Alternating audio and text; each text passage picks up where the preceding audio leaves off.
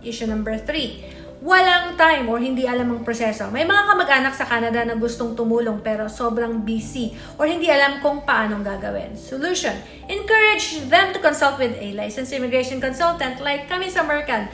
Handa kaming tumulong. Hindi kami ang bahala sa technical part. Sila lang ang magbibigay ng basic support or documentation.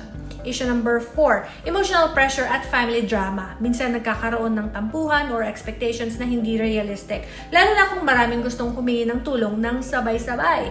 Solution: magkaroon ng open and respectful communication. Hindi masama ang tumanggi kung hindi kaya.